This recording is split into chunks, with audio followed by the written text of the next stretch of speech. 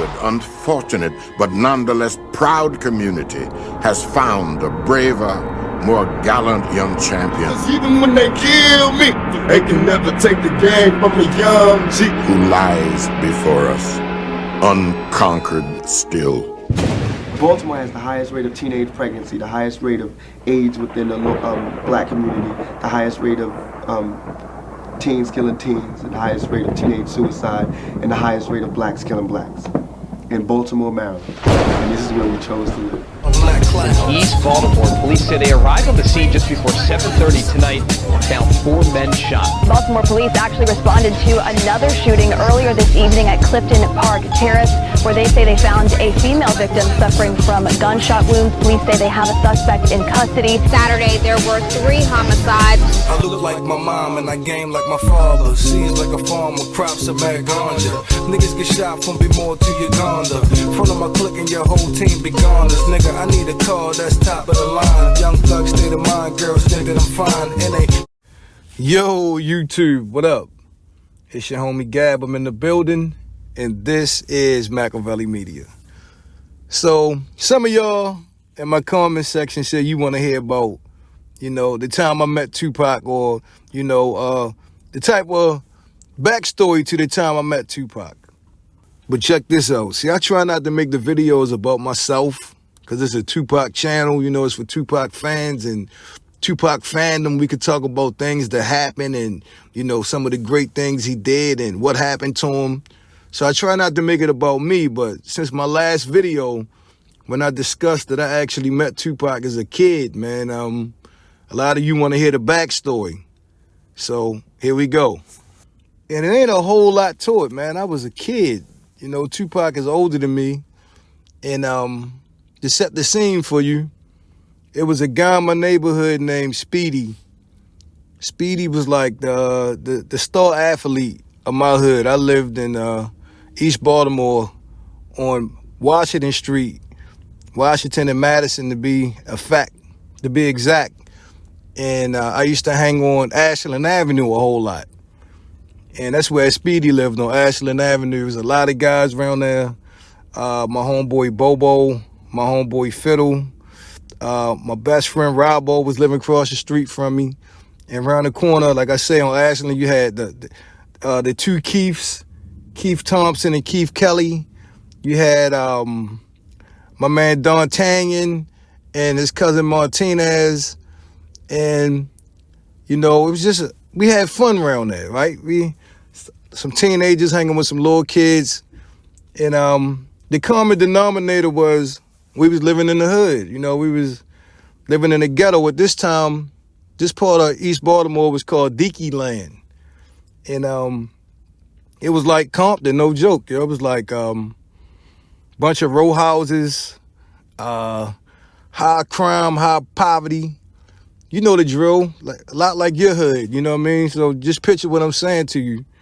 And a lot of people was getting killed.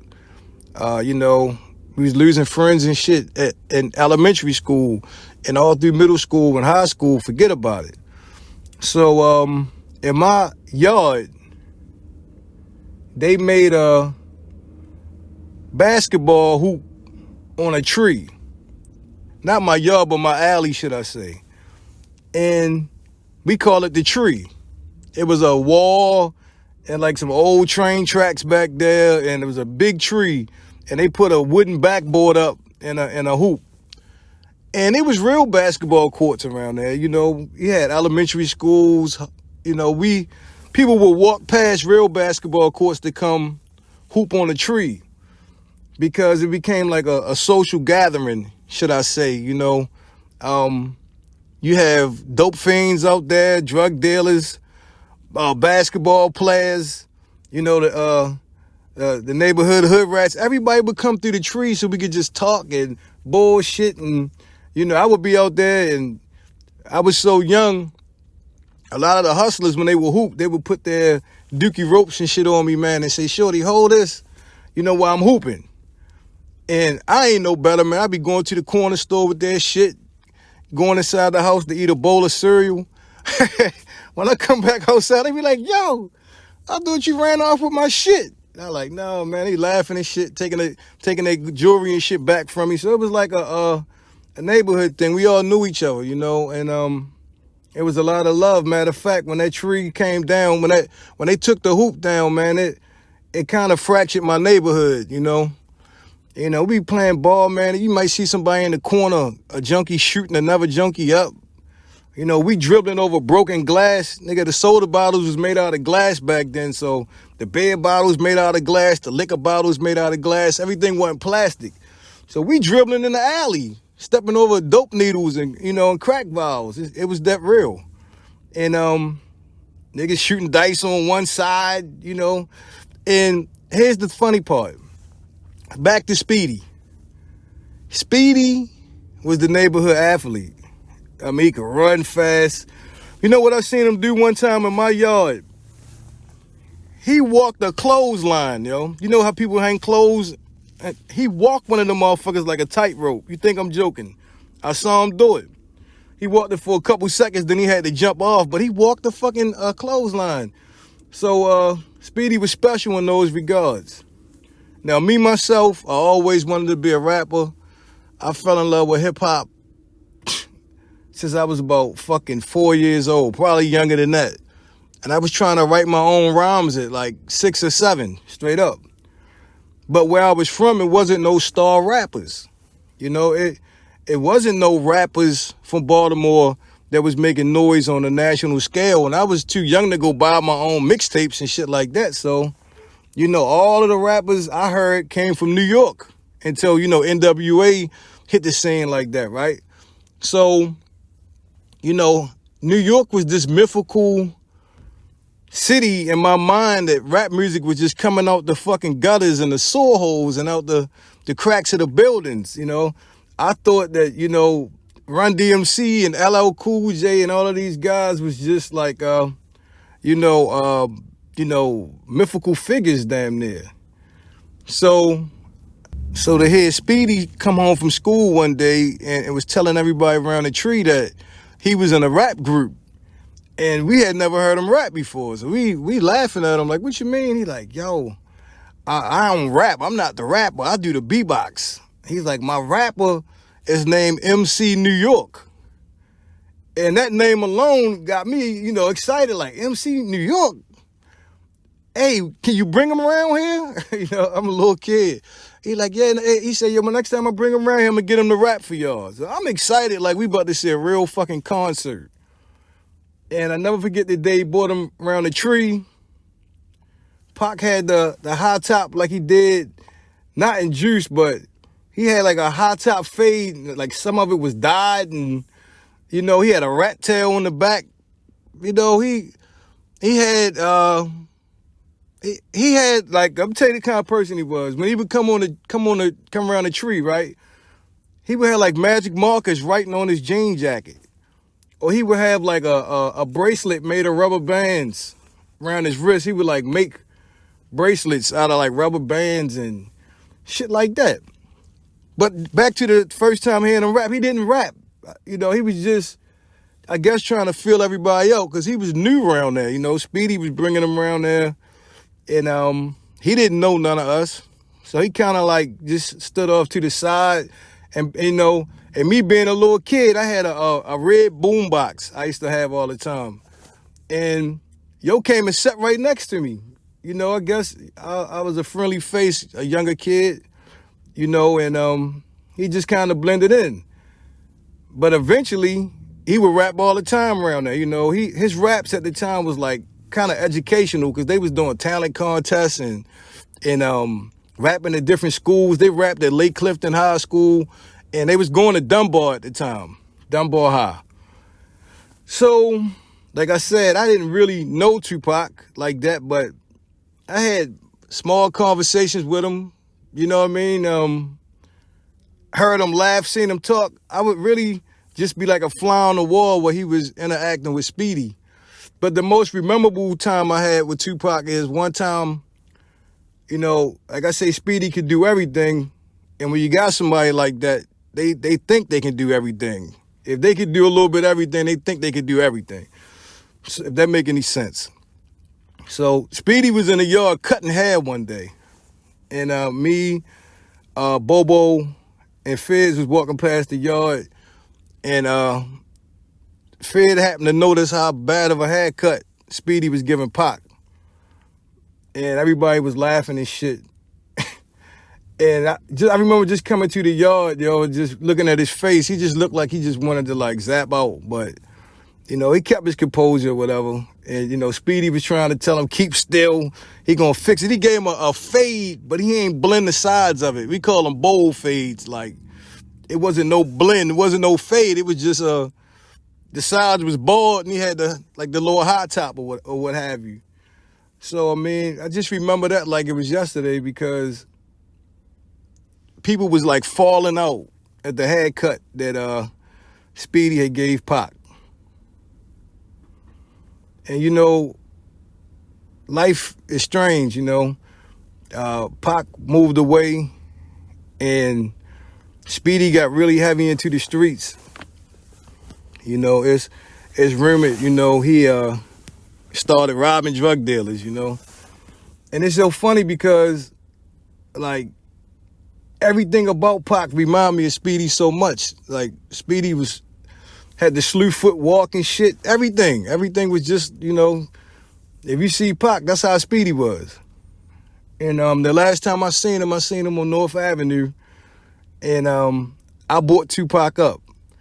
And I remember him smiling at me, man. His little teeth and shit was gone, you know, like the years had been hard on him. This, you know. And I say, Speedy, man, I remember you used to bring Tupac through the neighborhood. He said, you remember that? You remember that? I said, yeah. And he said, oh, man, I miss my little nigga, and started crying, yo. I swear to God. He cried for a second. And he just, you know, he just couldn't believe Pac was gone, you know. And the funny part is I never seen Speedy again in life, you know. Last time I heard he was locked up. Then I heard he was out on the streets. I just ain't seen him, man. But if he's still out there, I hope he's doing well. And I wish the brother nothing but the best. But, and I just always felt that connection to Tupac because I knew he was an artist, man. You know, he did art. Like I say, he was writing on his jackets and shit like that in front of us.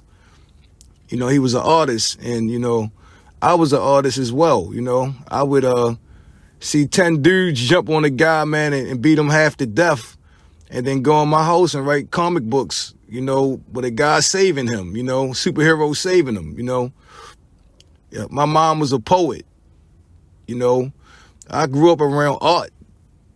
I'm the baby out of 9 kids. You know, my parents had my oldest siblings in a singing group, 2 and a half dozens. So, you know, I had that connection to Tupac from an artistry standpoint. Plus, I knew he knew what it was like for us growing up. You know, people like myself, you know, he was right there for a little bit. And plus, all of the people I seen that make it out my city had to go elsewhere, right, to make it and then bring it back to Baltimore. You know, it was like, I picked my song Black Clouds in the beginning of this video because I wrote that when I was 18 because I felt like it was a black cloud over my whole city. Like, you know, it wasn't no way out. You know, you had to, you know, try to survive. And if you make it out, you know, bring some daylight back. You know what I mean? So that's why I picked Black Clouds in the beginning of this video. And like I said, I seen Tupac make it out and become this big star, man. And, you know, I've been a fan ever since. And you know, the sad part is, like, part of me used to be like, damn, why nobody ever reach back? You know what I mean? And you know, shine some light on us, right? And then I met Layla Steinberg, Tupac's first manager out there in Oakland, right? And I did an interview with her, and she said, Gab, do you know when Pac first got to Oakland, everybody called him the guy from Baltimore? And I was laughing. And I was telling her, you know, what I told you guys, and she was saying, you know what? That's what he wanted to do. He had so many dreams of coming back there and making a difference. She like, he had all this shit planned out. And one of the last times she spoke to him, she was like, the last time I spoke to him, he was talking about he was going to go back there and he was going to do this, he was going to do that. he had, you know, Pac had a vision, man, and she said he never forgot, Gab. He never forgot his time there in Baltimore. And I said, wow, he didn't forget. And I actually knew dudes that he signed. They was from his neighborhood, you know, where he grew up in Baltimore. You know, we didn't grow up in the same hood. Like I say, Speedy used to bring him through my neighborhood. But where he was from, you know, he had signed some guys, and I would see him down the Inner Harbor, and they be claiming thug life, you know, and they was all excited. Yeah, we just signed with Tupac. He gonna come back for us. So, you know how the story ended. It never happened, and you knew why. He got murdered or whatever. But, you know, thanks for inquiring about my time and my story with Tupac, man. And that's it. I hope you guys enjoyed my story, and that's what it is. Don't forget to leave your thoughts in the comment section. I'm your homie Gab. I'm signing off. I'm about to hit y'all with the peace. Red sky and black clouds, and when folks die, you can smell them cooking in hell. Evil men fry, hungry drug lords, aboard the projects, and now they landlords. The hood rich and still eat grub from corner stores, deep pockets. Real thugs flock to high rock. Shit, the wildest of freaks, so why when I speak, get love in the streets. Known to spit a poem to a beat. Pop on top of my teeth, split blunts and spark weed. Sick rhymer since 93, blue skymer since 15. Fell in love with Mary Jane, I was a young Rick James. Pose and spit game to the bougiest dames. The hood rats with that, smelling beer, barbecue wings, and dick on that breath. Torn Brazils, yeah, I left a chick like that. Gab is a mess, the fresh is the fresh, the best of the best. I love raps 5 before Pac died, stuck in the past, and I still live in 95. Remember the time when rappers could rhyme, nowadays they out of their mind, they out for the shine. I'm out with the 9, I'ma get mine like MC Breed, and you need to bleed if you need the speed. I take my time partying bullshit, the hip hop politics. The nicer you are, the harder it is for you to be signed. The bigger the check, the smaller the brain. It's a shame get slain with the wise guy talk. 4 5s buck and 4 guys duck. Big mouths will get fucked where I'm from. We beat niggas down like bongo drums. To be more Congo, loaded the jungle, king of the slums. I'm the one like the starting point guard, demonstrated on boulevards. How nice we are, your diamond is flawed. My shine will lead the people on awe. Saying follow that car, follow that star, black clouds.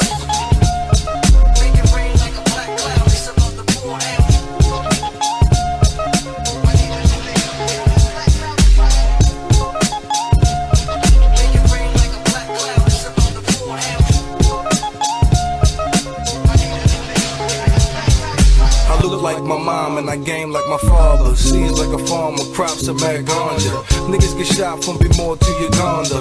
Front of my clique and your whole team be goners. Nigga, I need a car that's top of the line. Young thug state of mind, girls think that I'm fine. And they have me in mind, getting hit from behind. Niggas like the front, so I got me a 9. All I want is the cash, a slick car, some ass. A big house with the pool that's surrounded by grass. Dreams of living fast as the nights go slow. Every day niggas die with dough, you never know. So I try my best just to stick to my game plan. Never touch money and women with the same hand. Talking junk when I'm half drunk. Be iron down cops hard with the gats in my trunk, I'm mugging bitches with my homeboys, clocking riches, sipping riches. One day I get the paper wishing.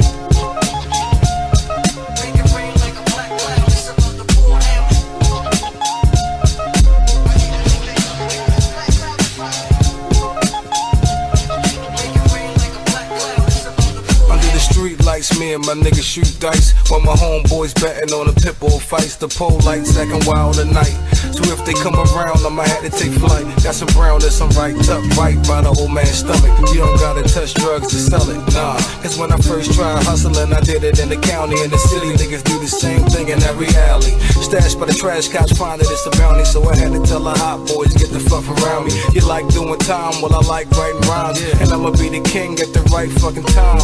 I got the heart plus a small enough mind to know there ain't a nigga that can fuck with my rhymes. I ain't saying I'm the best, but there's no nigga better, no nigga slicker, no nigga fresher. Yeah, black clouds.